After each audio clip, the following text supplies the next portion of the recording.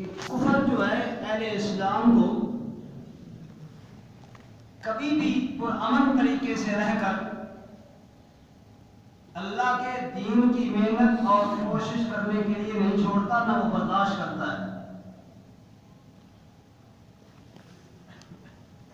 جب مسلمان ہجرت کر کے مدینہ منورہ گئے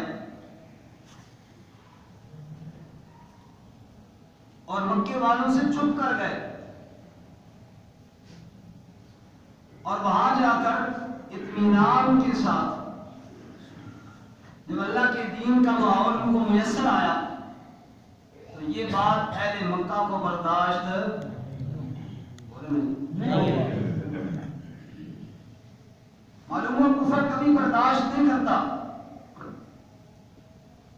کہ مسلمان اطمینان کے ساتھ اپنے گھر میں، اپنے وطن میں، اپنی جگہ میں رہ کر اللہ کے دین کے ساتھ جڑے رہیں گے، اس کو برداشت نہیں ہے۔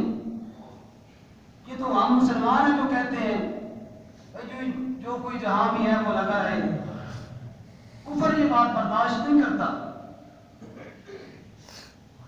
لیکن وہ شاید اس بات سے بے خبر ہے کہ مسلمان موت سے نہیں ڈرتا، بلکہ مسلمان کا عقیدہ ہے کہ اصل زندگی تو موت کے بعد شروع ہونے والی ہے۔ یہ بات اس کو پتہ نہیں ہے۔ قرآن پاک میں اللہ تعالیٰ نے فرمایا وَلَا تَهِنُوا وَلَا تَحْزَنُوا وَأَنْتُمُ الْأَعْلَوْنَ إِن كُنتُم مُّؤْمِنِينَ۔ اے اہل ایمان، نہ تم نے غم کھانا ہے، نہ تم نے سست ہونا ہے، نہ تم نے کمزوری دکھانی ہے۔ وَأَنْتُمُ الْأَعْلَوْنَ إِن كُنتُم مُّؤْمِنِينَ، تم سچے مومن بن جاؤ، میں اللہ وعدہ کرتا ہوں فتح تمہاری ہوگی۔ اس میں ہماری کمزوری ہے کہ ہم مومن نہ رہیں، ورنہ کفر کو جرأت کیا تھی، اور کفر بھی وہ گھٹیا ترین کفر جو گائے کا پیشاب پینے والا، جو اتنا گھٹیا ترین کفر ہے، اس کی جرأت کیسے ہوئی کہ زمزم پینے والے کو آنکھیں دکھائے؟ اس میں کمزوریاں ہماری بھی ہیں۔ ہم نے بھی اپنے کتابوں میں سے جہاد کا نام نکالا، ہم نے بھی کہنا شروع کر دیا کہ جہاد نعوذ باللہ کوئی اچھی چیز نہیں ہے۔ جب کفر نے دیکھا کہ اب مسلمان خود جہاد کے نام سے ڈر رہے ہیں اور جہاد کو دہشت گردی کا نام دے رہے ہیں، اس نے کہا اب موقع ہے ان کو مزید آنکھیں دکھاؤ۔ لیکن وہ یہ بھول گئے کہ مسلمان چاہے جتنا بھی کمزور نہ ہو، کیوں نہ ہو، جب تک قرآن پڑھتا رہے گا جہاد کا تذکرہ بھی پڑھتا رہے گا قرآن میں انشاءاللہ۔ ہمارے ایک عالم بڑے بزرگ فرما رہے تھے کسی میٹنگ میں، کچھ لوگ تھے دنیا دار بھی دیندار بھی، سارے اکٹھے بیٹھے تھے، تو بات ہوئی جہاد کی۔ تو ایک افسر نے کہا مولوی صاحب اس دور میں جہاد کی بات میں نا کچھ نہ کچھ کمی کرنی پڑے گی، کچھ تو کرنا ہی پڑے گا جی، عالمی دنیا کے ساتھ کیا ہم نے رہنا ہے، کیا کریں گے؟ وہ فرماتے ہیں کہ میں نے جواب میں کہا آپ کہتے ہیں کہ جہاد میں کمی یا اس کا چھوڑنا یا اس کے بارے میں کچھ نہ کچھ کرنا چاہیے، میں بھی کہتا ہوں کرنا چاہیے۔ بات بڑی مزدار ہے، آپ بھی چاہتے ہیں جہاد نہیں ہونا چاہیے، چلو میں بھی چاہتا ہوں 2 منٹ کے لیے کہ نہیں ہونا چاہیے، اس کا نام ختم کرنا چاہیے۔ لیکن بات یہ بتاؤ کہ جب بجلی کے محکمے میں ہماری بجلی کو گڑبڑ ہوتی ہے تو ہم بھاپٹا والوں کے پاس درخواست لے کر جاتے ہیں، گیس میں کوئی گڑبڑ ہوتی ہے تو گیس والے آفس میں جاتے ہیں، جو بھی معاملہ ہوتا ہے متعلقہ دفتر سے رجوع کرتے ہیں، ترمیم جو بھی کروانی ہوتی ہے وہاں سے کرواتے ہیں۔ اب بتاؤ وہ ادارہ جو قرآن میں ترمیم کر سکتا ہو؟ کوئی نہیں، کوئی ایسا ادارہ کائنات کے اندر کوئی نہیں۔ لا تبدیل لکلمات اللہ، ساری کائنات 2 لخت ہو سکتی ہے، اللہ کے کلمے کو کوئی تبدیل نہیں کر سکتا۔ قرآن بیان کرتا ہے کتب علیکم القتال وهو کرہ لکم، اللہ کریم فرماتے ہیں اہل ایمان تمہارے اوپر دشمن کے ساتھ قتال میں نے لازم کیا ہے، وهو کرہ لکم، اگرچہ یہ تمہیں پسند نہیں ہے، مشکل کام نظر آتا ہے، وَآسان تَكْرَهُ شَيْئًا وَهُوَ خَيْرٌ لَكُمْ، لیکن تم نہیں جانتے جس کو تم ناپسند سمجھتے ہو یہ چیز بہت بہتر ہے تمہارے لیے، وَآسان تُحِبُّوا شَيْئًا وَهُوَ شَرٌ لَكُمْ، جس کو تم پسند کرتے ہو راحت اور چین کو، شاید یوں سوئے رہنا خواب غفلت میں، یہ اچھا نہ ہو تمہارے لیے، وَاللَّهُ يَعْلَمُ وَأَنْتُمْ لَا تَعْلَمُونَ، اللہ جانتا ہے اور تم وہ جاننے والا کہتا ہے کہ جہاد کرو اور کفر کے مقابلے میں سینہ سپر ہو کر کھڑے ہو جاؤ، جو مومن کی للکار ہے اللہ تعالیٰ فرماتے ہیں کفر کے ایمانوں کے اندر یہ ہلچل مچا دینے والے ہیں انشاءاللہ۔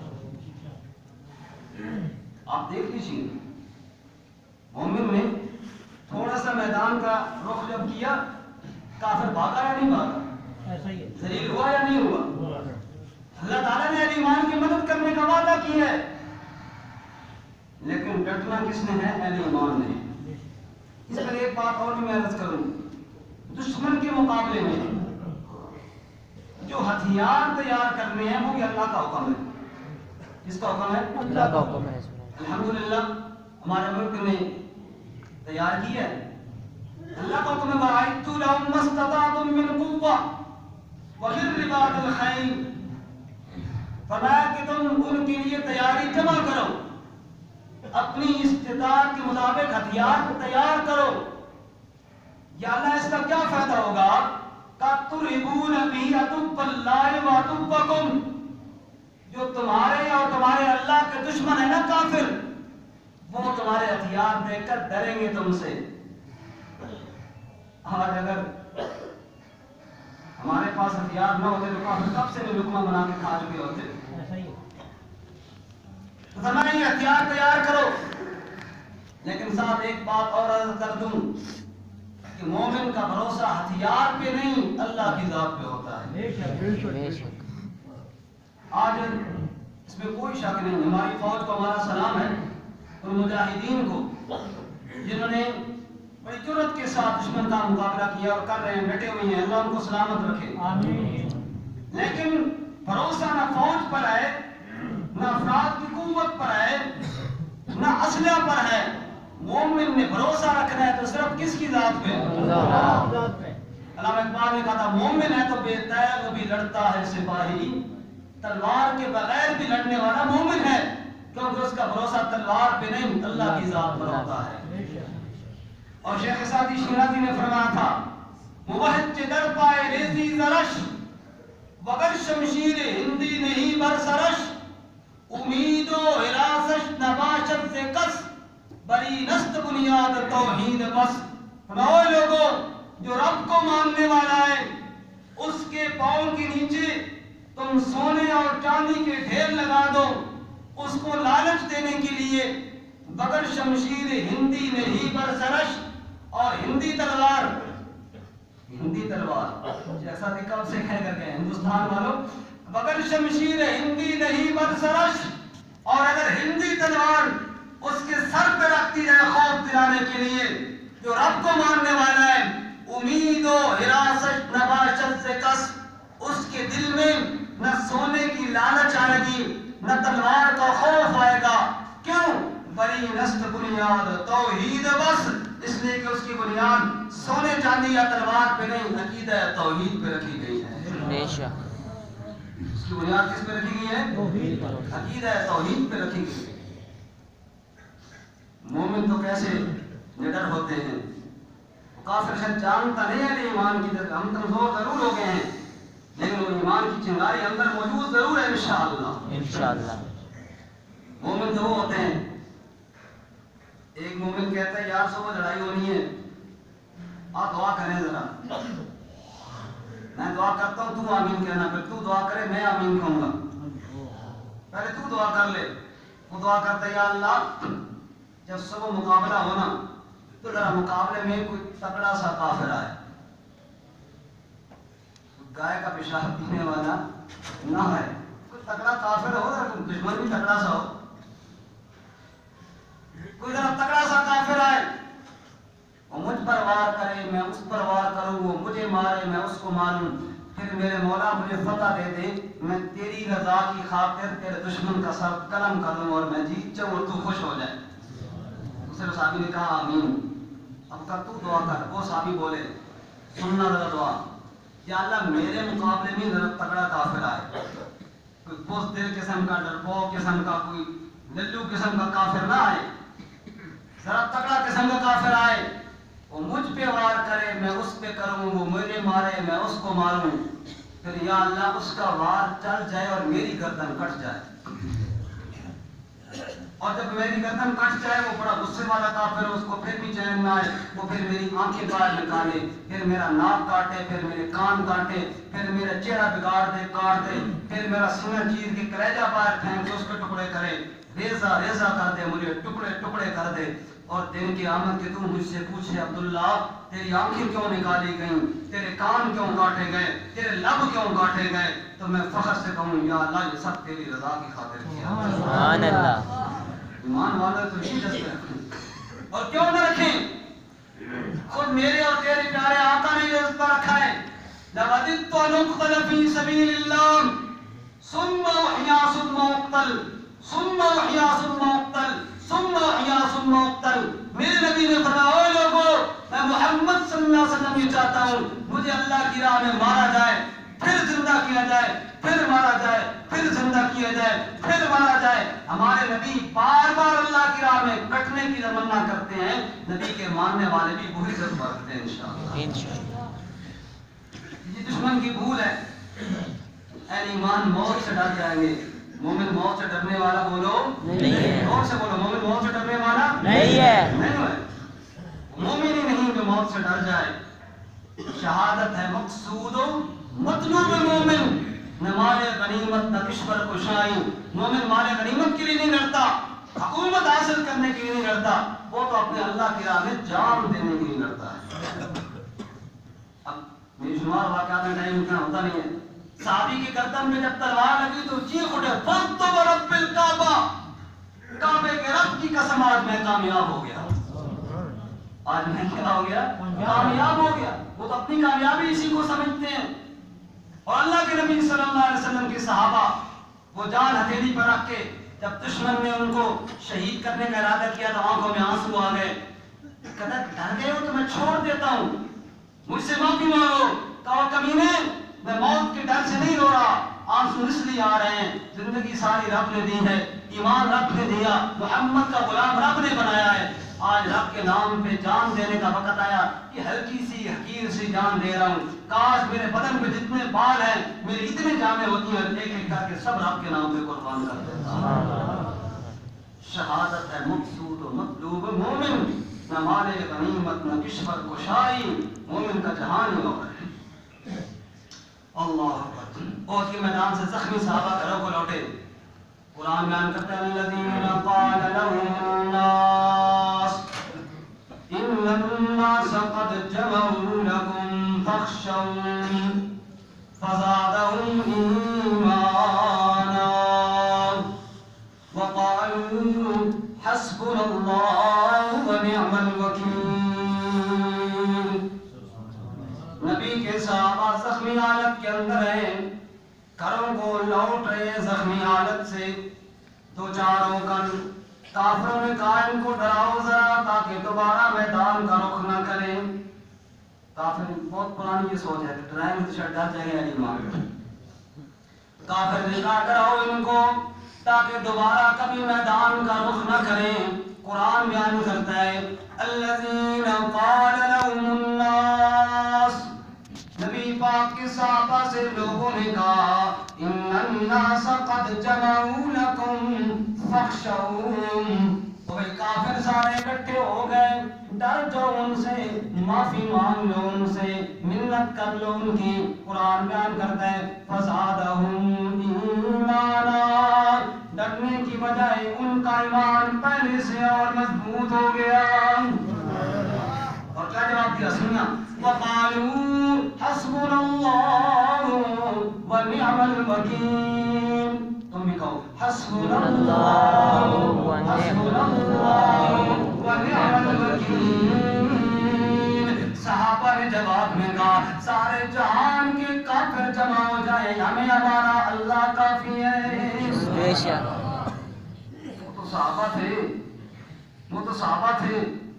ابھی چند دن پہلے کی بات آپ کو نظر کیوں نہیں آتی؟ امریکہ کتنا وحشی ہو کر افغانستان پہ چڑھ دوڑا تھا اور کتنی فوجیں ساتھ لے کر آیا تھا کہ جناب ہم یہ کر دیں گے اور وہ کر دیں گے. 17 سال مار کھانے کے بعد ناکام ہو کے واپس جا رہا ہے کہ نہیں جا رہا؟ تو فتح اور شکست کس کے ہاتھ میں ہے؟ اللہ. لیکن کوئی کہنے والا ہو کہ حسبنا اللہ ہمیں اللہ کافی ہے.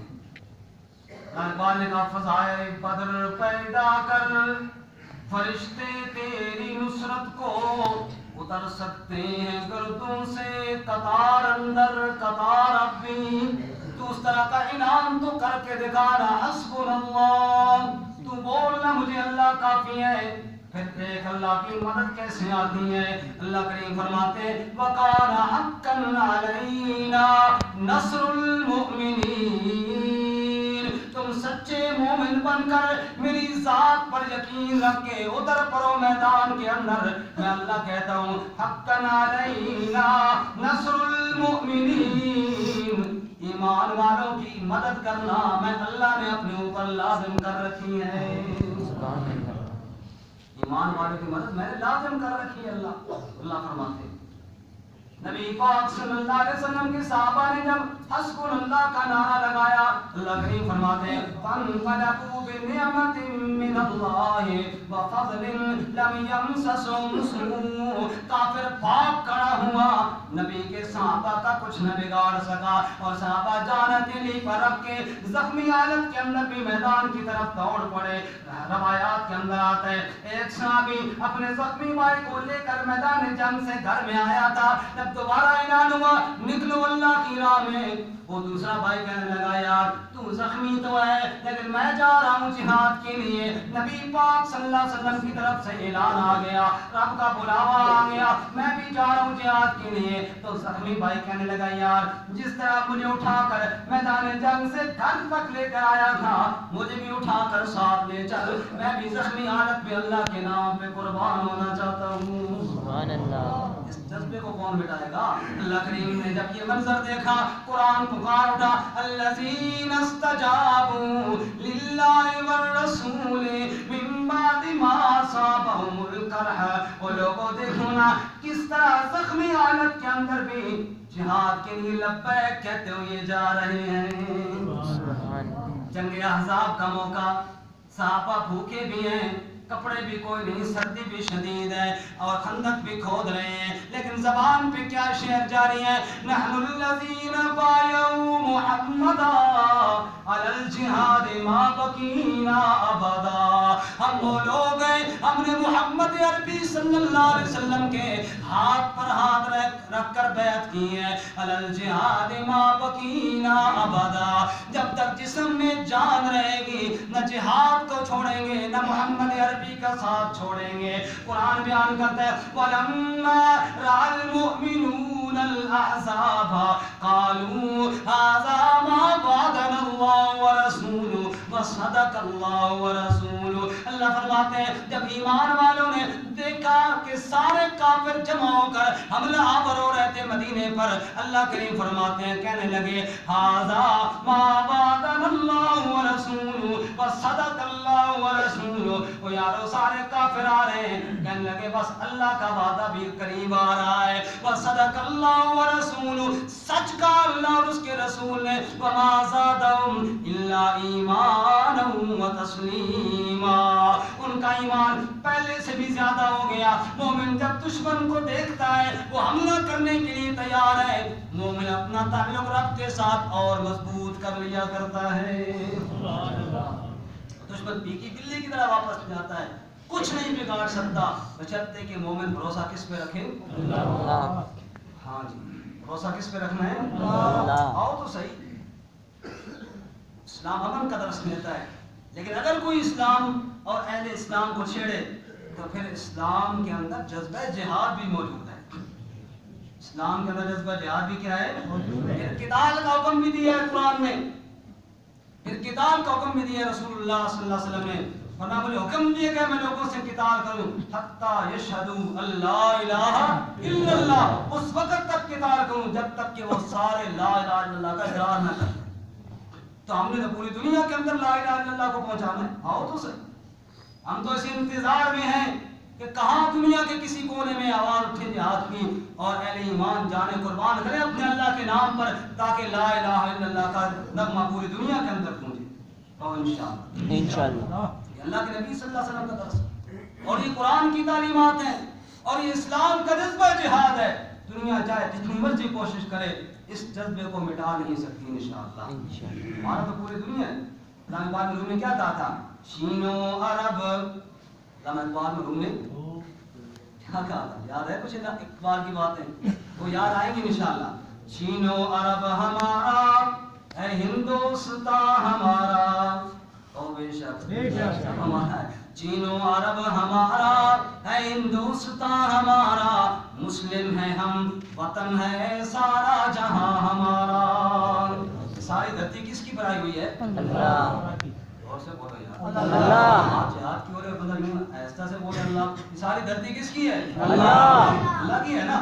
چین و عرب ہمارا ہے ہندوستان ہمارا، مسلم ہے ہم وطن ہے سارا جہاں ہمارا، اور توحید کی امانت سینوں میں ہے ہمارے، توحید کی امانت سینوں میں ہے ہمارے، آسان نہیں مٹانا نام و نشان ہمارا، توحید کی امانت سینوں میں ہے ہمارے، آسان نہیں مٹانا نام و نشان ہمارا، طیبوں کے سائے